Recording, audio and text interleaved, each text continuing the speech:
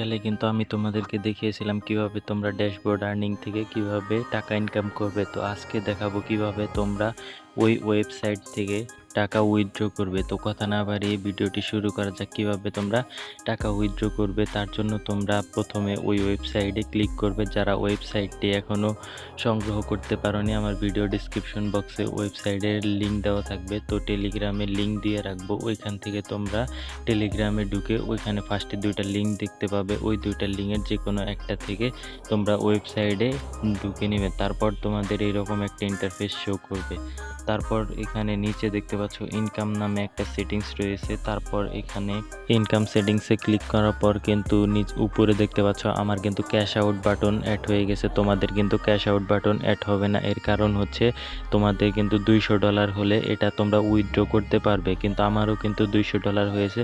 এর আগে আমি একবার উইথড্র করেছিলাম, কিন্তু এখন আমি নতুন জিমেইল দিয়ে খুলেছি। তো এখানে আমরা ক্যাশ আউট বাটনে একটা ক্লিক করব।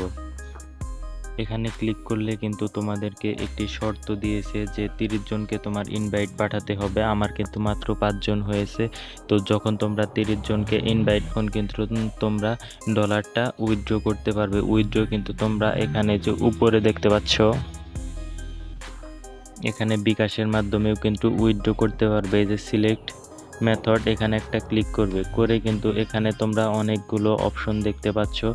ও বিকাশ, তারপর পেপাল, ক্যাশ অ্যাপ, ফোন, মানে এখানে তোমরা এত কিছু না করে বিকাশটা সিলেক্ট করে দিয়ে সেট এ পেমেন্ট মেথড এখানে একটা ক্লিক করবে। এখানে ক্লিক করলে তোমার পেমেন্ট মেথডটা অ্যাড হয়ে যাবে। যখন তোমার এখানে 30 জন পূরণ হয়ে যাবে তখন তুমি কিন্তু টাকাটা উইথড্র করতে পারবে। তাছাড়া কিন্তু টাকা উইথড্র করতে পারবে না। 30 জনকে কিন্তু অ্যাড পাঠালে হবে না, তাদেরকে কিন্তু লগ ইন করতে হবে। আর কিভাবে লগ ইন করবে তা ভিডিও ডিসক্রিপশন বক্সে লিঙ্ক দিয়ে রাখবো। আজকের ভিডিওটা ভালো লেগে থাকলে অবশ্যই চ্যানেলটিকে সাবস্ক্রাইব করবে।